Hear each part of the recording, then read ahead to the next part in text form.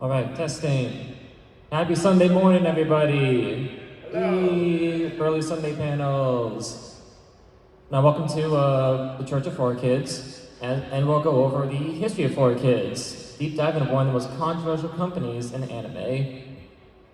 Now, before we get into it, let's ask ourselves, who exactly were 4Kids Entertainment? Well, 4Kids were a New York-based company who specialized in licensing and dubbing foreign cartoons to children, hence their name, 4Kids. Their subs, 4Kids. The shows they licensed ranged from lighthearted comedies to action shows that often aired on Saturday mornings, which made them one of the few companies at the time who specialized in creating original Saturday morning programming. But what they're really known for are the numerous changes they've made to the shows they've licensed, and for treating anime as a whole as more of a business. But let's start from the beginning. The company we know as 4Kids was originally called Leisure Concepts Incorporated, or LCI for short. Since its creation in 1970, LCI specialized in pitching ideas to TV networks to start big franchises, before moving on to licensing numerous brands and celebrities with TV or toy deals. Of the company's two founders, Mike Jamaican was the artist, while Stan Weston was the businessman who made the deals. Through their trade, LCI began making ties with Star Wars, Thundercats, even celebrities like Farrah Fawcett of Charlie's Angels fame. In 1987, Alpha Khan, former vice president of marketing at Coleco, and known for bringing the Cabbage Patch Kids to mainstream audiences, became chairman of the company. 87 would be a big year for LCI, as this is when the company made a very big deal with Nintendo. In 1987, LCI would make a deal with the then rising company to help market their consoles and games for North America, specifically the NES and The Legend of Zelda. But this deal also helped the company out in the long run. LCI got to its true start in the 1990s.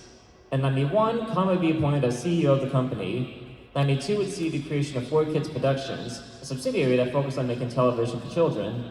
You see, LCI had wanted to get more involved in producing TV. Though 1995 was when LCI changed the name to 4Kids Entertainment. I guess it was more spiffier that way.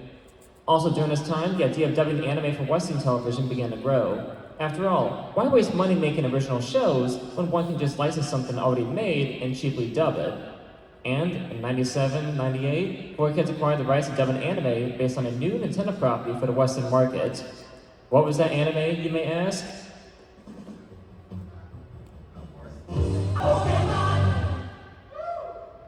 Yes, it was Pokemon. Oh, based on Nintendo's 1996 Game Boy sensation, Pokemon had originally aired in Japan back in 1997. 4Kids would go on to dub it, air it in 98 via syndicated television, where it didn't reach that big of an audience. While 4Kids were primarily a licensing and dubbing company, they didn't have a channel to their name. So to move from syndication to something more mainstream, 4Kids made a deal with Kids WB, Warner Brothers' Saturday morning block in 1999, getting the show noticed by a wider audience of kids. The result? Well, how about dozens upon dozens of new seasons, tons of merchandise. We're talking posters, shirts, watches, Burger King toys, and plushies. We got an album that charted 90 on the Billboard Top 200, trading cards of all the Pokemon, and even a musical stage show that toured across the country. So yeah, calling Pokemon a success would be an understatement. It was a phenomenon at the time, and nobody could escape it. But the success didn't come without some changes. Here comes the main epicenter as to how 4Kids got their infamous reputation. See, American shows, especially during this time, had very strict censorship policies. As such, anime is brought over and shown for children.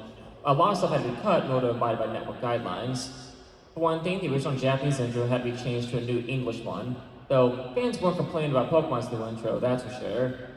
Speaking of music, the soundtracks to all these anime had to be replaced as well with something more bombastic, with little white noise in between. Some character names had to be changed to better suit Western taste. For instance, Satoshi was changed to Ash Ketchum, while Musashi and Kojiro were changed to Jesse and James. But this is primarily for original characters, as Misty and Brock, who were from the games, kept the localization names. This goes hand in hand with the next type of changes. There were to be no references to Japanese culture. Signs originally written in Japanese were edited to be either rewritten in English or left blank.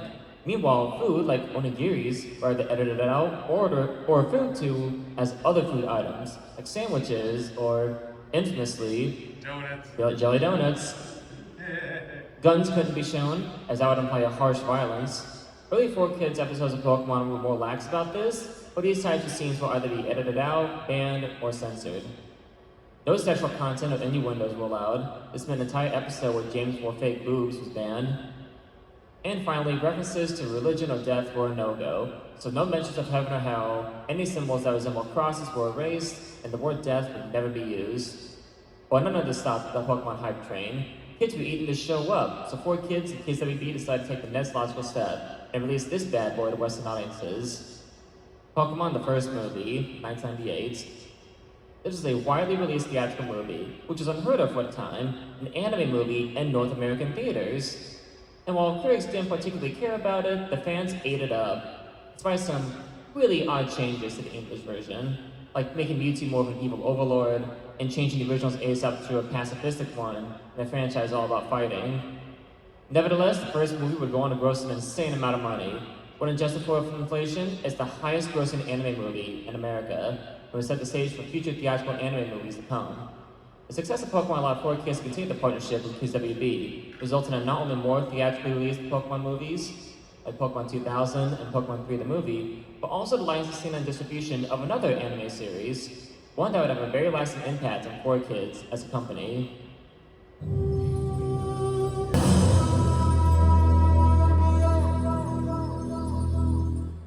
Yes, it was Yu-Gi-Oh! Originally aired in 1909 in Japan, the show is based on a manga series by the sadly late Kazuki Takahashi. Yu-Gi-Oh! Would eventually air on US television in 2001 on KSWB, but not without some changes, of course. Now, aside from the usual changes like the names and soundtrack, other unique changes include no guns being allowed, they were instead digitally erased, resulting in characters now pointing at each other while making threatening remarks, and no alcohol. Instead, Pegasus drank fruit juice with his cheese. But the most interesting change of all came in the form of the Shadow Realm. See, when you die or lose a deadly duel in 4Kids Yu-Gi-Oh!, you aren't actually killed. Instead, your soul is banished to the Shadow Realm, an eternal prison that's basically hell. There's an obvious way to write around very graphic deaths, like a person getting his limbs chopped off would be a place for them, the soul being banished to the realm. Now, the concept of the realm was somewhat based on the World of Darkness from the original version, though one soul can be retrieved from the Shadow Realm. But with that said, some of the changes made to the series, while eyebrow-raising in parts, were actually beneficial to the show's popularity in the West. Some of the story was made simpler and concise, which, yeah, could be because of the new target audience of kids, but it also makes the story flow a bit better in parts. For instance, Pegasus' motivation in the original Japanese version is to see the hologram of his deceased wife, and he needs Yugi's Millennium Eye in order to make that happen.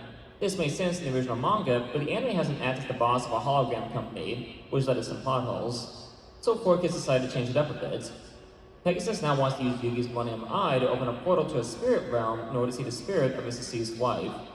This ultimately made Pegasus' story arc more endearing and comprehensive. And the changes also fit Pegasus' character, a brilliant egomaniac who would manipulate things to his liking to get what he wants, when he could have just asked Yugi for the eye.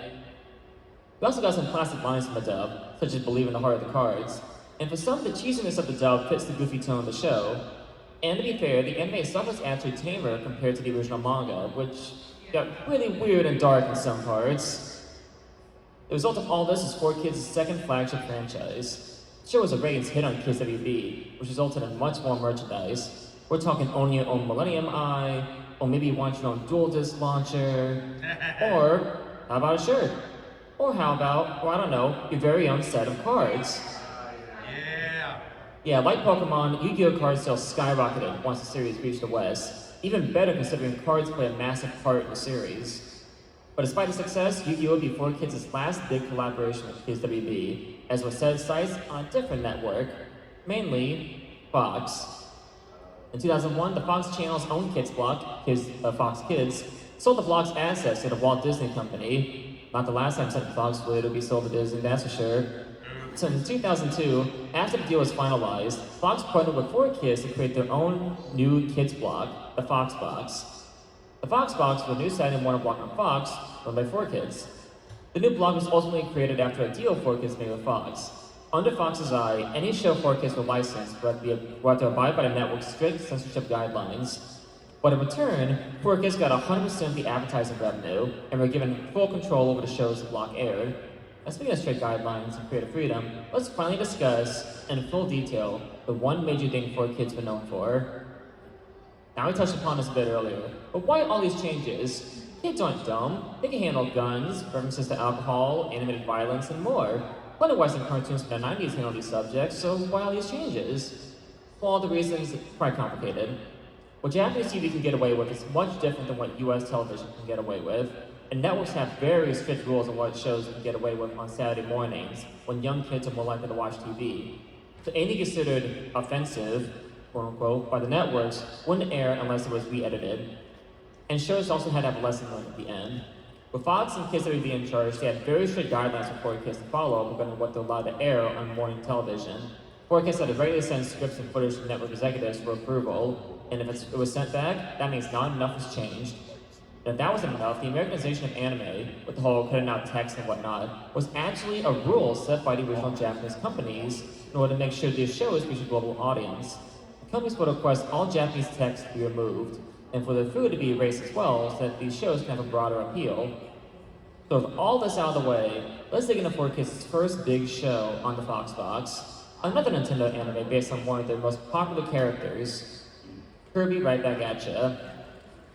Originally aired in 2001 in Japan under the title Kirby of the Stars, this show is based on another of Nintendo's iconic creations. The show aired in 2002 in the States. Since the Kirby games are targeted towards kids, the anime was as well. This actually helped since 4Kids didn't need to do any edits. But to get specific, King Deddede's realistically painted tank was changed to one that matched his color scheme, and Deddede's chainsaw in one episode was changed to a laser chainsaw, which is pretty badass. It's a good change. But like Yu-Gi-Oh!, some of the changes made would actually enhance the show. Characters were given unique voices, like Dedede in his southern foghorn leghorn accent, like, "Gotta get that dick, Herbie," and Meta Knight in his Antonio Banderas Zorro impression. Episodes were given better pacing or to fit with American TV time limits. And finally, Top Goblin. Just Top Goblin. One of the greatest names for was originally a nameless mook. The result was pretty good. While Kirby wasn't a huge moneymaker like Yu-Gi-Oh! Pokemon, it still introduced lots of children to the Kirby series, and still has a dedicated following to this day. And the show is still a hit. It lasted a full 4 seasons. On what if 4Kids' next show? How do you guys feel about wrestling? Oh, well good, because it's time to get in the brain with Ultimate Muscle. Originally a sequel series to the anime Kinnikuman Man, and previously titled Kinnikuman Man Nisei in Japan, the show, about the mice of wrestlers across the galaxy, aired in both Japan and the States in 2002. Now, one thing I haven't brought up at this point, but it should be obvious to some, the staff at 4Kids loved puns. Like, really loved puns. And this series reflects that love so very much. While Kinnikuman Mantaro's name would be changed to Kid Muscle, others would be changed to something more wackier. For instance, Terry the Kid would be renamed to Terry the Grand Kenyan, and the best one to come of this was Gazelle Man, whose name was changed to Dick Dick Van Dyck, which is a stroke of genius. And when it comes to changes, there weren't a ton. While the show is violent, and it's wrestling, stuff like headbutts would be cut out, as kids could potentially imitate these moves, and blood was erased as well. Cultural jokes that reference Japanese pop culture would be rewritten as to prevent confusion among Western audiences. But the fascinating thing was that a majority of adult jokes from the original version were not only kept, a lot more added as well. Like for instance, there's a foursome joke exclusive to the dub. A kid must like, "We can play foursome with golf." Yeah, the show actually proved to be more popular over here than in Japan, mainly for having a dub that fit the show's goofier tone. This led to 4Kids commissioning a second final season of the show. Now let's switch gears a bit. Every once in a while, 4Kids would actually try to create their own shows. It was a rare practice, but the next show would be one done in-house and based on a popular 80s property, Teenage Mutant Ninja Turtles. This is 4Kids' first in-house animated show, and it aired in 2003. The series adhered more closely to the original Turtles comics that were published by Mirage, as opposed to the more popular 80s cartoon that just did its own thing. As such, this shows a darker take on the Turtles, as it has more continuity and a lot more themes of violence and death. And while the show is still lighter than the original Mirage comics, which contained heavy swearing, gore, and more, it still put the original 87 cartoon to shame. We're talking the character Baxter Stockman, recounting how he was slowly torn apart limb from limb until he was left as nothing but a brain. And one episode dealt with literally Cthulhu, who crushed people and wiped out entire civilizations who won't submit to its whim. But it really doesn't get any darker than the Shredder, who is a way more threatening villain here than in any Turtles media before or after, honestly. Here, he's an alien named Shirel, known for causing wars on several planets and behind thousands of deaths. Upon arriving on Earth, Shredder engages in other acts like slave labor, attempt to kill millions of people, and also child abuse regarding his daughter Karai. And let's not forget the episode Same As It Never Was, the darkest episode of not only the series, but the entire Turtles franchise. The episode presents a future where Shredder won, which leads to the enslavement of the human race, concentration camps, Michelangelo, the comic relief, missing an arm, the graves of several characters like Master Splinter and Casey Jones, and even the on-screen deaths of the Ninja Turtles. All with a very bleak, moody tone that makes it the most depressing episode of the series. Granted, the episode ends on a happy note, but still. This, plus good animation and characterization, led the series to become a hit. And while there were some fans of the original 80s cartoon that denounced the show as being too different, that didn't stop the show from getting some pretty sweet video games.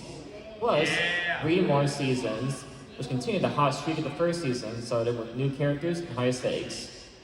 Until season 5, that is. Fast forward, where season Turtles jumped to the future to fight crime with Casey and April's great-grandson, didn't go that well with fans due to the shift in art style and a more lighthearted tone. The series would conclude with Back to the Sewer, which was a bit of a whimper. Thankfully, the series would grow up with a major bang in 2009, Turtles Forever. Oh man, that movie was so good. A crossover between the 2003 and 87 Turtles that explored the idea of a Turtles multiverse. After that, the Turtles franchise would be sold to Nickelodeon, meaning all Ninja Turtle shows would be permanently aired on that channel instead. And thus ends 4Kids' TMNT.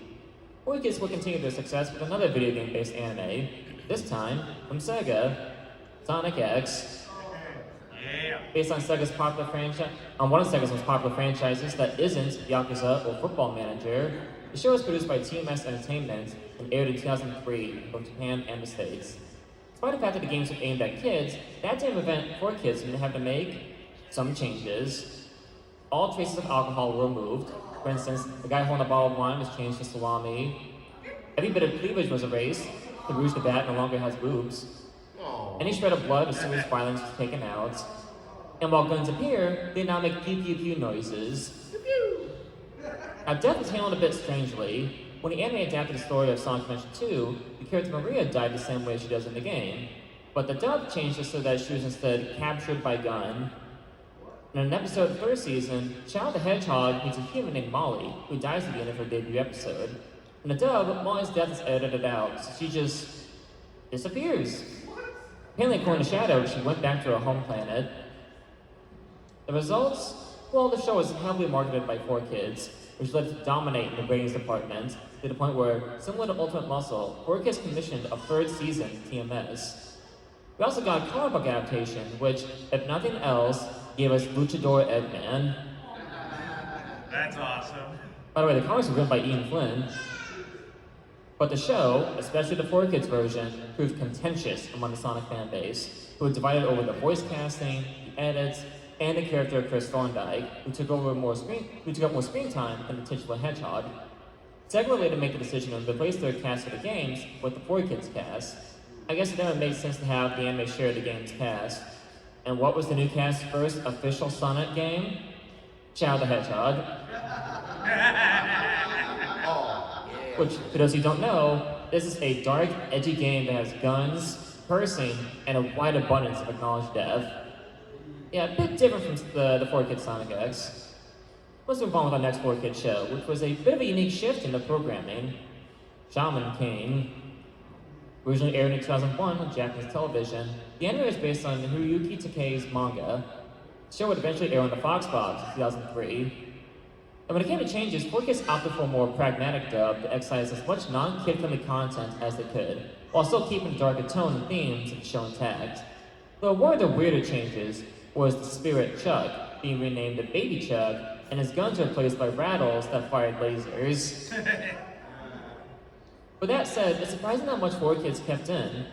Because the show revolved around the use of ghosts and spirits, 4Kids didn't censor references to death, as it would have been extremely difficult. Some of the characters' dark backstories were kept, like the character Johann Faust III, whose backstory involved his girlfriend getting shot by a burglar and delved into necromancy to resurrect her. Granted, they never called it necromancy, but still, the motive is present. Odd changes aside, Shaman King remains one of 4Kids' more celebratory dubs. Receiving praise for retaining the dark tone of the original series, which helped it stand out from their other dubs. The dub actors themselves received praise, and when a new Shaman King anime emerged 20 years later, they got as much of the dub cast as they could to reprise their roles. But sadly, not everyone was celebrating. The show's darker tone got the attention of several more guardians, who objected to the show's themes of death and violence as too disturbing for kids.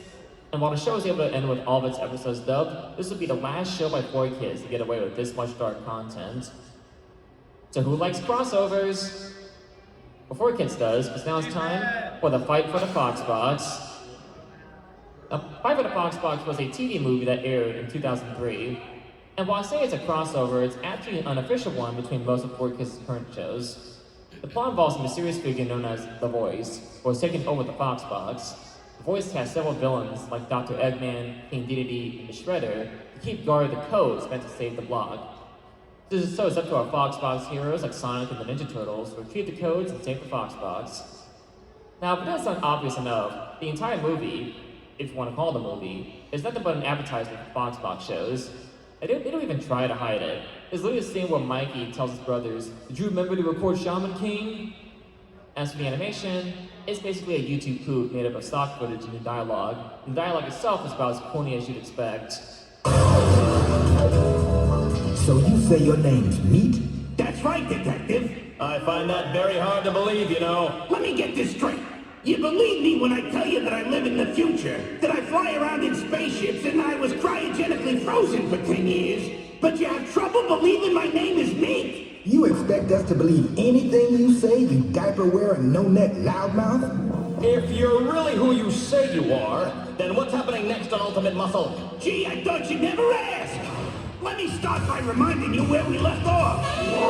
But hey, that's my specialty. How many coaches do you know who wear diapers? Have either of you two jokers heard a word I've been saying? Man, we heard it all. But what's next? A whole lot of trouble, that's what. Too bad Kid Muscle won't be able to sit this one out. You think we're bozos, do you? What do you take us for, a couple of complete total idiots? The next thing you'll be telling us is that there are a bunch of mutant turtles running loose in New York City. Dr. K may be a fool, but I hope he succeeds. If we can take over the Fox Box, that means we can stop the Funky Cops. And if we stop the Funky Cops, that means we can stop Disco from making a comeback. Disco.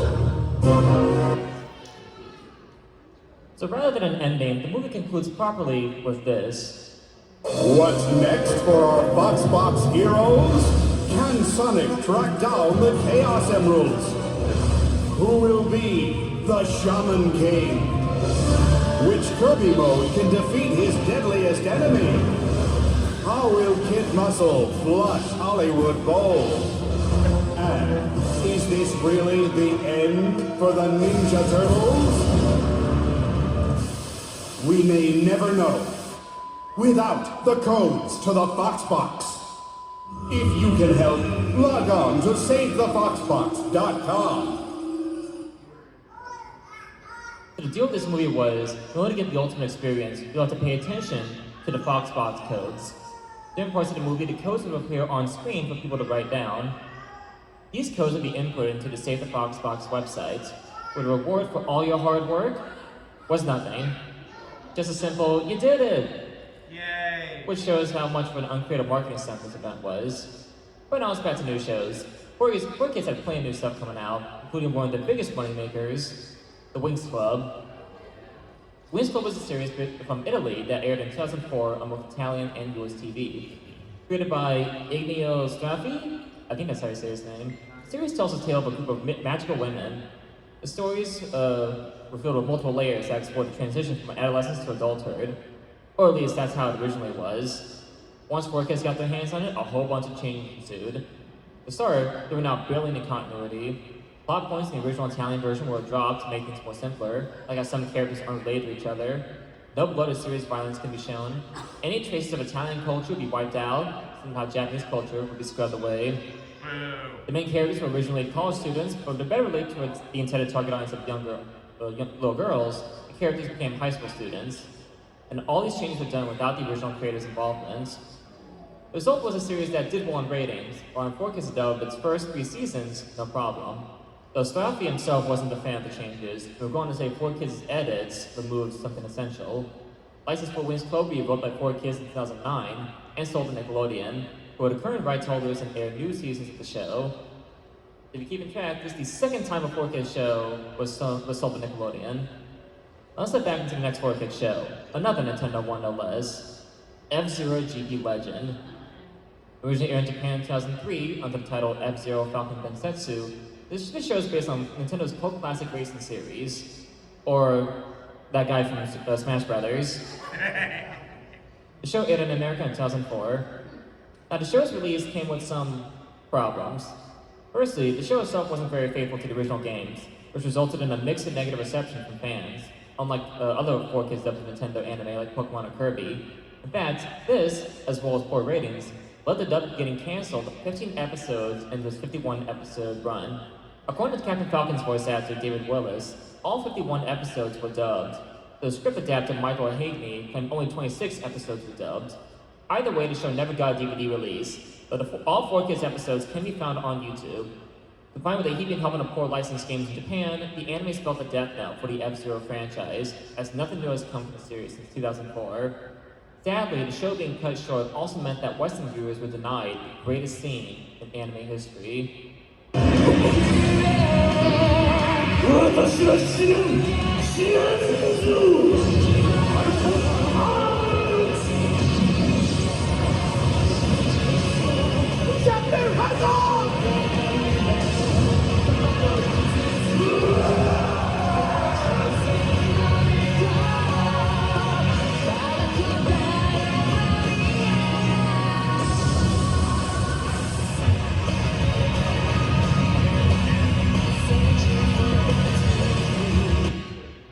Who's ready for more movies? My biggest takeaway is we actually see Captain Falcon without the mask. Right? Like, holy shit. That's Falcon version 2, by the way. I mean, speaking of movies, 4Kids were really into them. So in the summer of 2004, they released their first non-Pokemon related movie, Yu-Gi-Oh! The Movie, or Yu-Gi-Oh! Pyramid of Light. Released in 2004 and meant to be a grand adventure for Yu-Gi and friends, the film was destroyed by critics for appealing only to fans of the series.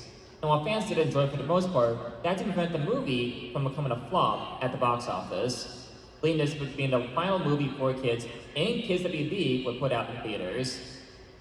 This would ultimately be the start of the 4Kids' downfall, because at this point, we approached the crossroads. The 4Kids' reputation would never be the same again, and it can all be traced back to this one show. And if you know the words, you can join in too. There once was a man named Gold Roger who was king of the pirates. He had fame, power, and wealth beyond your wildest dreams. Before they hung him from the gallows, these were the final words he said. My fortune is yours for the taking, but you'll have to find it first. I left everything I own in one piece. Ever since, pirates from all over the world set sail for the Grand Line, searching for One Piece, the treasure that would make their dreams come true. Yo! Don't give it up, new baby. Don't give it up so low. Don't give it up now. Don't give it up, give it up, give it up, give it up, give it up. Here's how the story goes. We find out about a treasure in the Grand Line. There's no doubt. The pirate whose eye is on it, he'll sing. I'll be king of the pirates. I'm gonna be king. His name is Luffy. That's Monkey D. Luffy. King of the pirates. Face made a rubber. Yo ho ho, he took a bite of gum gum. His name's alone. He's just like a samurai and a L-A-D-Y. Nami's not shy. Usopp's doing that marksman thing. Sanji's cooking. Chopper's got the ring. Set sail for One Piece. It's the name of the treasure in the Grand Line. Set sail for One Piece. Yes, it was One Piece. originally aired in 1999 in Japan, and based on Eiichiro Oda's still ongoing manga series. The show was produced and animated by the folks at Toei, and it wouldn't be until 2004 when the show aired in the States. Now when it comes to 4Kids One Piece, only one thing crosses everybody's mind when talking about it, and that's the changes. It'll also be easy to say what hadn't been changed.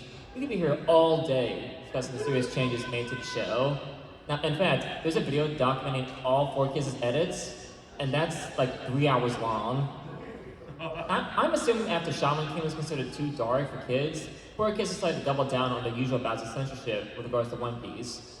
So in addition to the obvious stuff like no smoking or alcohol being involved, the poor Sanji now has a lollipop addiction, no guns or other kinds of weapons were allowed, they were often changed to water guns, or just colored green, blue, or on a rare occasion purple. And even anything that looked a bit racist was given a Photoshop treatment. Yeah, like this dude. Like, he's black, now he's white, he's like Michael Jackson. Now, while one could potentially still watch the show despite these ridiculous decisions, the worst thing the 4Kids dub did was make so many changes that made the plot incomprehensible. Because One Piece is targeted at an older audience, stuff like bloody violence and death were the norm, the stuff 4Kids changed really affected the overall story. One example being the Arlong arc. In the original version, there's a part where Nami fakes Usopp's death by stabbing her hand to make it look like she killed him. And we don't know this at the time. It takes a few episodes to reveal that Usopp was actually alive the whole time, thus adding more dramatic weight to the scene because, oh my gosh, she killed Usopp, or so we thought. 4Kids, rather than keep it a mystery over whether Usopp died, decided to have Nami loudly explain her plan to Usopp, request his rubber knife that he just so happened to have on him, and then attempt to stab him in the stomach, while saying stuff like, "Give me the rubber knife! No, fall in the water!" I guess they didn't want kids to think Usopp died. The Whale Lagoon was cut out and replaced with an iceberg that's taken out swiftly. Now this would have led to massive plot holes considering the character Dead Bones Brooks' potential appearance, as his backstory has ties to Lagoon. And finally, entire chunks of the story were deleted, like the Lord Garden arc, probably because it would have been harder to censor the violence. And because of that, the character Mr. 3 appears out of nowhere, and we're supposed to know who he is, despite the fact that his debut episode was cut out. Now in a show like One Piece, where death is often commonplace, 4Kids were still not allowed to make any serious references to mortality.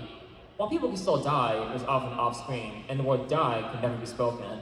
And there were many times where a character's death was altered to something honestly much crueler in an attempt to preserve his role. For instance, Nami's backstory revolved around seeing her foster mother Bellamere getting shot in front of her by Arlong. Serious stuff. 4Kids changed it instead to have Bellamere sentenced to spend the rest of her life in a dungeon, where she starved to death. Now you guys are probably wondering at this point, how? How could this have happened? Why this? Well, 4Kids were in the middle of a deal with Toei to acquire the rights for Ultimate Muscle and another show, Magical Do-Re-Mi. It's here where Toei made a deal with them. They get these two shows to build up One Piece. This is actually a common practice for anime dubbing. This is how ADV acquired the rights to Ghost Story. Toei wanted a company that could dub One Piece and expose it to a worldwide audience. Funnily enough, Funimation were one of those considered companies, but they were considered too expensive and they couldn't guarantee the show would air on television. So a desperate Toei decided to make the deal with 4Kids. Because after all, 4Kids could help boost the popularity of anime like Pokemon and Yu-Gi-Oh! To a worldwide audience. They could do the same to One Piece. So 4Kids agreed to the deal, despite having never seen a single episode of the show.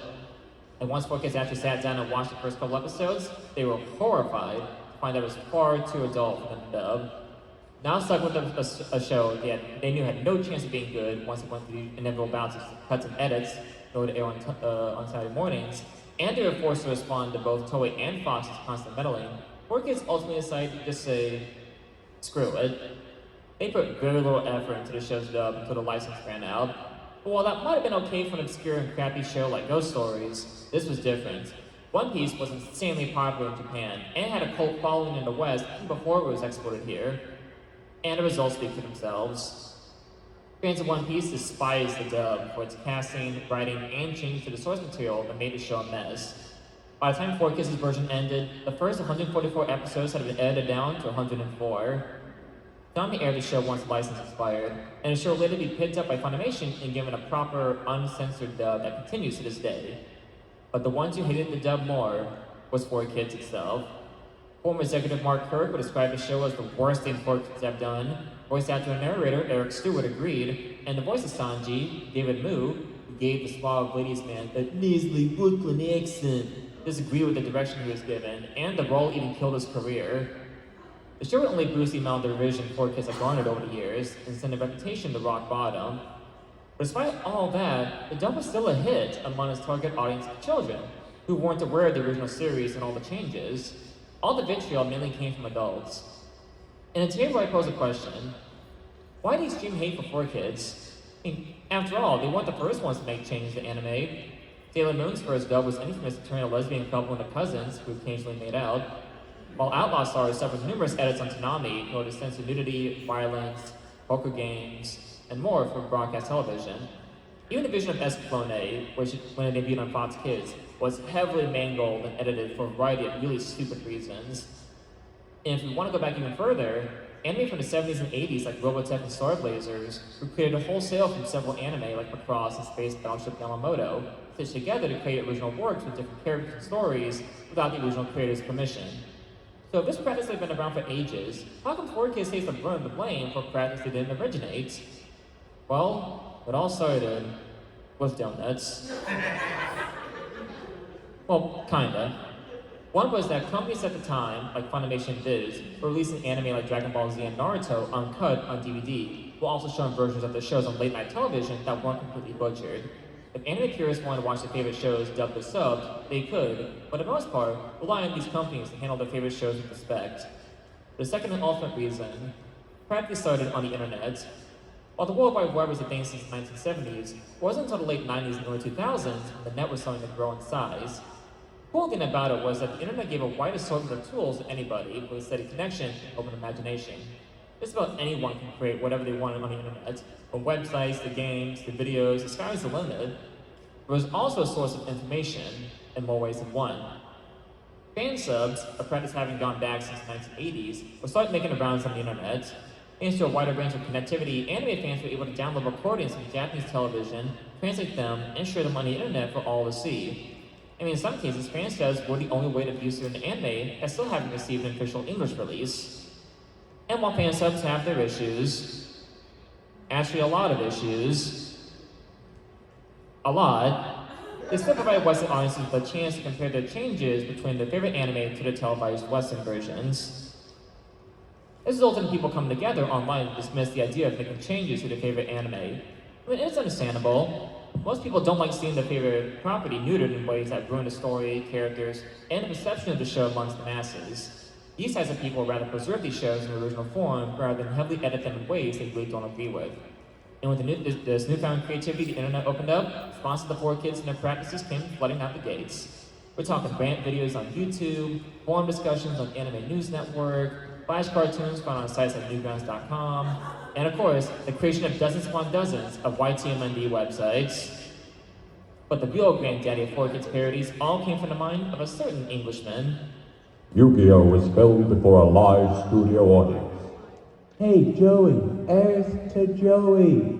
Hey, are you in there? It's your move. Sorry, you. Doing this Brooklyn accent makes it difficult to concentrate on card games. I know what you mean. My voice is pretty crazy, too.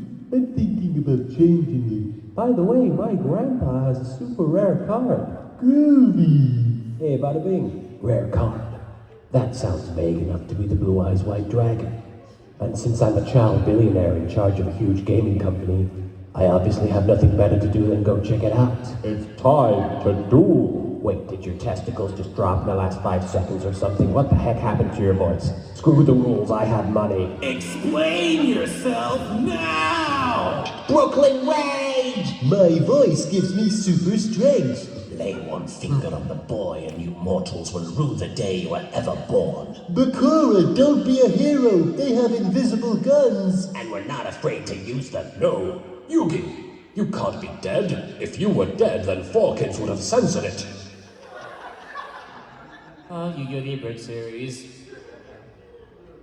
Also, unfortunately by this point in time, 4Kids' downtrend would continue with the death of the Fox Box. 2005, Fox Box was cancelled, rebranded as 4Kids TV, which was basically the exact same thing. But with their own block and Fox, 4Kids kept on chugging with more shows to come, such as this one. Mew Mew Power, that's a real show that originally aired in Japan in 2002. under the name Tokyo Mew Mew. Even over here in 2005, 4Kids licensed this and a few similar shows on to broaden the demographic. They thought the shows catered more to boys, and this could cater to little girls. But the Asian setting proved difficult for the 4Kids staff to translate to a Western audience. Aside from the standard edits of removing religious references and the partially revealing transformation sequences, plot and characters were changed around, and some plot and point snippets were edited out for time, which led to several holes in the story, mainly because the dubbers never got far into the show before writing the scripts. Episode 12 was edited to become the first episode, and then it started entirely later on in the show's run. The writing was full of cat puns for the sake of comedy, and the biggest difference in changing the show's setting from Tokyo to America, that was a big change. That was the reason why for the title change, they couldn't reference Tokyo at all. Now, 4Kids had actually purchased the rights for the first half of the show, but plans to purchase the second half if the show were to be successful.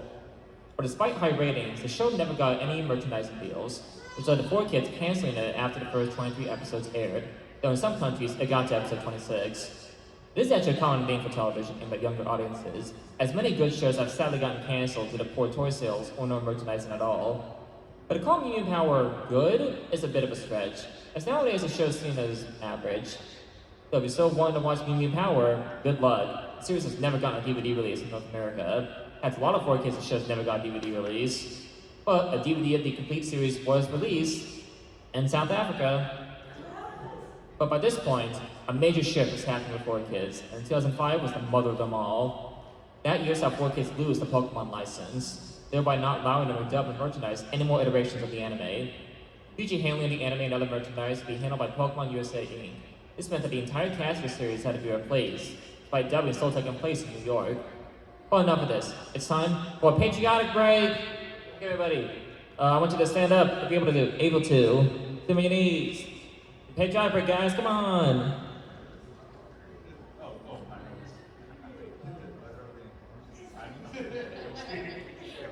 Alrighty, is everyone all arisen or able to? Do it for your duty. And now, the stars of 4Kids will sing the national anthem. Worship that flag. Can you see by the dawn's early light what so proudly we hailed at the twilight's last gleaming, whose broad stripes and bright stars through the perilous fight o'er the ramparts we march, we're so gallantly streaming. And the bombs bursting in air, they've proved through the night that our flag was still there. Oh, say does that star-spangled Banner yet wave o'er the land of the free and the home of the brave.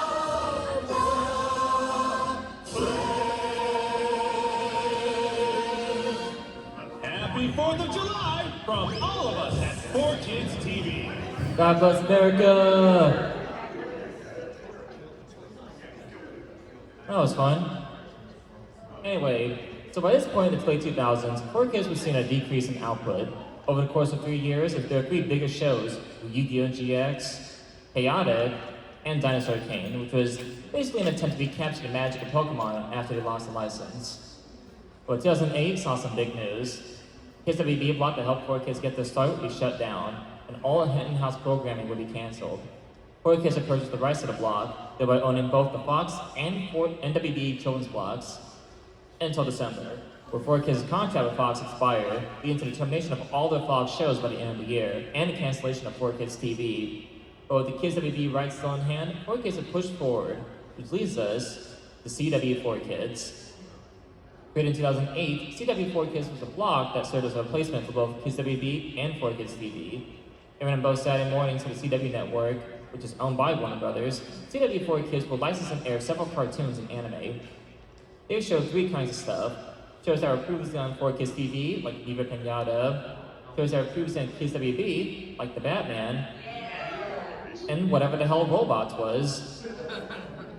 They even aired their own version of Dragon Ball Z Kai, which the less said about, the better. But it did have its share of original content. You see, at this point, 4Kids had partnered with Saban, the company behind Power Rangers, to make some shows for the program. The biggest one was this little gem, Kamen Rider Dragon Knight. Aired in 2008, this show was Saban's second attempt at bringing the heavily popular Kamen Rider franchise to the West. Saban and 4Kids decided to take a more Power Rangers approach to the franchise. The plot itself was a loose remake of Kamen Rider Ryuki, that debuted in Japan about 6 years prior. Despite the fact that the show did very well everywhere except America, it was still canceled near the end of its run. The final 2 episodes weren't even broadcast on TV, they were only found on the CW's website. Despite all of that, the show gained a loyal following among Kamen Rider fans. By now, 4Kids would go through a bit of a rebrand during its time on the CW, which would lead to the creation of Toonzai. Debuted in 2010 after the cancellation of CW 4Kids, Toonzai was a Saturday morning block on the CW where epic anime lived. And yes, they actually said anime. Taking a stance as the final film of Kids WB, while openly acknowledging the show as anime after all these years, the blog itself was heavily inspired by Toonami, which at this point was still cancelled. Despite its rebranding, Toonzai would disappear in 2012, with the rights purchased by Saban and Turning the Vortex, which was also cancelled 2 years later. But the new decade wouldn't be kind to 4Kids. In January 2011, Alfred Kahn stepped down as 4Kids CEO, and literally 2 months later, right on the day, 4Kids was sued by TV Tokyo and Nihon Ad Systems for allegedly making deals with companies like Funimation and Majesco with regards to the Yu-Gi-Oh franchise behind the backs. Supposedly, the deals had it so that 4Kids could collect royalties to themselves without giving a portion of them to TV Tokyo, hence the lawsuit. As a result of said suit, 4Kids' rights to the Yu-Gi-Oh franchise were terminated, and because of these charges, 4Kids ended up filing the Chapter 11 bankruptcy a week later. The rights to Yu-Gi-Oh! Be acquired by 4K Media, and 4Kids had to auction off several of their shows as a result of the bankruptcy. And in 2012, 4Kids would shut down all its subsidiaries in order to save money. This really was looking to be the end of the company as a whole, taken down by one of the biggest successes. Or was it? Back in 2010, 4Kids created the website Toonzaki, a site dedicated to streaming uncut anime, Fooly Cooly and Fist of the North Star. This was done as a way to make amends to the anime community, deciding to embrace shows that geared towards an older audience with zero changes and cuts. In 2012, 4Kids would rebrand themselves as 4 Licensing Corporation, where they would continue to license various shows. Things were really starting to look up for the company, as their ads of rebuilding bridges went away from what made them infamous, making them more likable. Until 2014, that is, when Toonzaki went defunct. And in 2016, 4 Licensing filed once again for Chapter 11 bankruptcy due to really not doing much since its creation. And as of today, that is the end of 4Kids Entertainment. A long story legacy ending in November. So what happened afterward? Well, the anime community cheered for the company's demise. By this point, they'd done so little after the mid-2000s, the celebration really wasn't that big. 4Kids Productions became Konami Cross Media NY in 2019, where it deals with the English distribution of not only Yu-Gi-Oh!, but several other Konami games and licenses. You know, when he eventually started making those again. But the saddest repercussion was that a lot of New York-based voice actors lost a bunch of work. New York dubbing scene had seen a major decline throughout the 2000s, with the death of Central Park Media and the mass downsizing of Media Blasters, making 4Kids the last true company in that city that dubbed anime. As a result, some voice actors either retired from the industry or moved to Los Angeles or Texas to continue their career, but some continued to thrive in the Big Apple. 4Kids as a whole left a pretty big impact on how anime is perceived in the West. They helped make anime more mainstream and marketable for a wider audience. And there's even people who feel nostalgic over 4Kids shows. Many have fond memories of the handling of Pokemon. The work on Yu-Gi-Oh! Also has a following for those who grew up with it. And even the lesser output like Mew Mew Power helped get those born after Sailor Moon and the Magical Girl shows. They were also the last of their kind, in many ways. They were one of the last bastions for original Saturday morning programming. It also showed that in the new millennium, the practices of censoring anime for kids were seen as woefully outdated. And nowadays, more difficult to achieve in the age of the internet, but one can easily view the original shows in their uncensored glory. Even today, dub is taken far more seriously by the business, often favoring faithfulness over marketability. Ironically enough, it costs more money to heavily edit anime for kids these days rather than just simply dubbing it, showing just how even more pointless the practice is. But ultimately, 4Kids was just a phase for an old-fashioned business practice, a cog in a machine to try to follow the rules and appeal to network bigwigs. Thanks for coming, everybody.